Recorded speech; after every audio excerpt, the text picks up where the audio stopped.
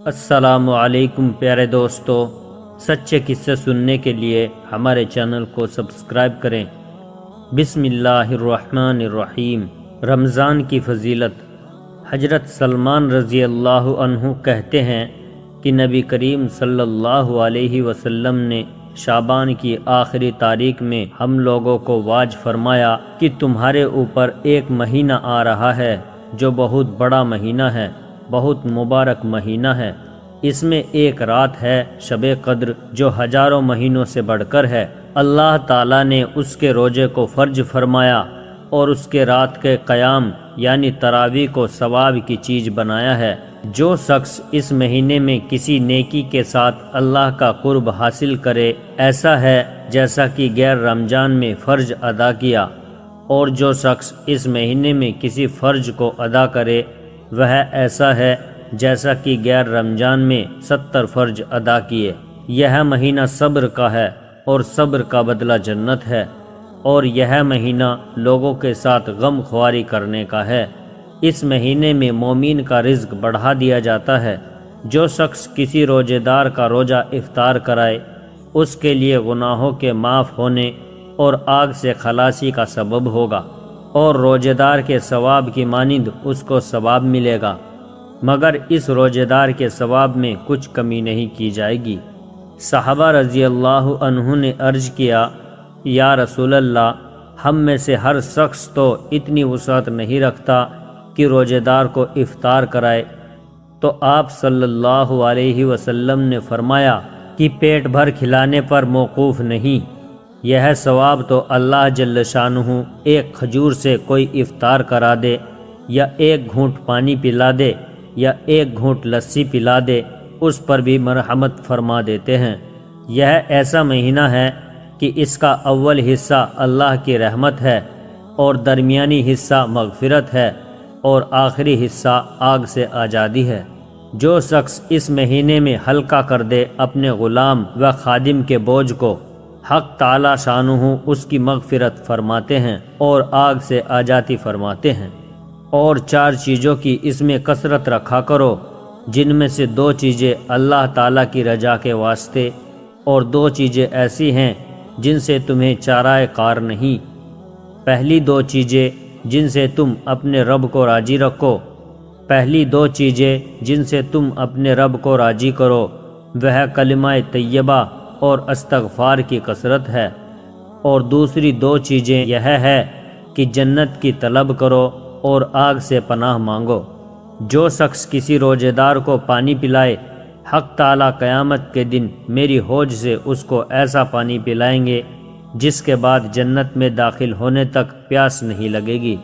اللہ جل شانہ کی تمام کتابیں اسی ماہ میں نازل ہوئی ہیں، چنانچہ قرآن پاک لوح محفوظ سے آسمان دنیا پر تمام کا تمام اسی ماہ میں نازل ہوا، اور وہاں سے حسب موقع تھوڑا تھوڑا 23 سال کے عرصے میں نازل ہوا۔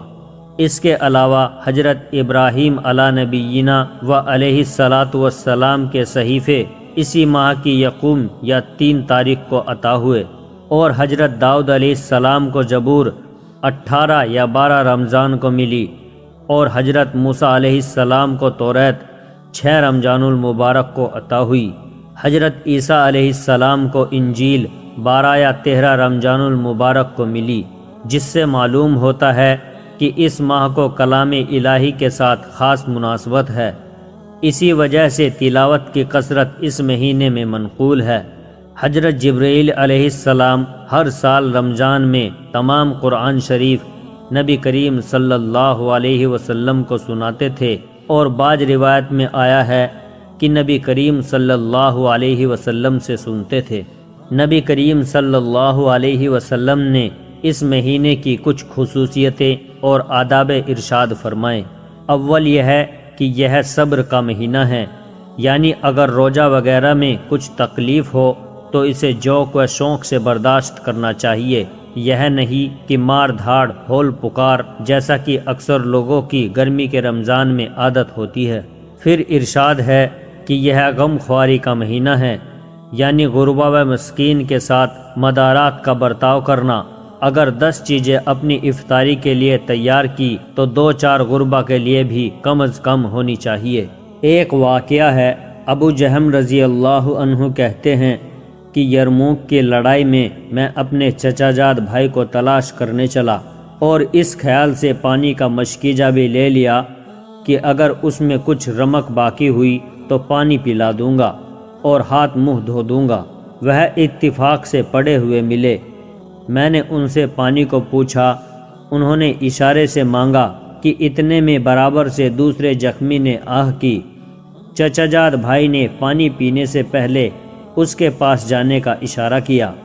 اس کے پاس گیا اور پوچھا تو معلوم ہوا کہ وہ بھی پیاسے ہیں اور پانی مانگتے ہیں کہ اتنے میں ان کے پاس والے نے اشارہ کر دیا۔ انہوں نے بھی خود پانی پینے سے قبل اس کے پاس جانے کا اشارہ کیا۔ اتنے میں وہاں تک پہنچا تو ان کی روح پرواز کر چکی تھی۔ واپس دوسرے صاحب کے پاس پہنچا تو وہ بھی ختم ہو چکے تھے، تو لوٹ کر چچا جاد بھائی کے پاس آیا تو دیکھا کہ ان کا بھی وصال ہو گیا۔ خود پیاسے جان دے دی اور اجنبی بھائی سے پہلے پانی پینا گوارا نہ کیا۔ ایک حدیث سے نقل کیا ہے، حضرت عمر رضی اللہ عنہ نے نبی کریم صلی اللہ علیہ وسلم کا ارشاد نقل کیا ہے کہ میری امت میں ہر وقت 500 برگزیدہ بندے اور 40 ابدال رہتے ہیں۔ جب کوئی شخص ان میں سے مر جاتا ہے تو فوراً دوسرا اس کی جگہ لے لیتا ہے۔ صحابہ رضی اللہ عنہ نے عرض کیا کہ ان لوگوں کے خصوصی اعمال کیا ہیں؟ تو آپ نے ارشاد فرمایا کہ ظلم کرنے والوں سے درگزر کرتے ہیں اور برائی کا معاملہ کرنے والوں سے بھی احسان کا برتاؤ کرتے ہیں، اور اللہ کے عطا فرمائے ہوئے رزق میں لوگوں کے ساتھ ہمدردی اور غم خواری کا برتاؤ کرتے ہیں۔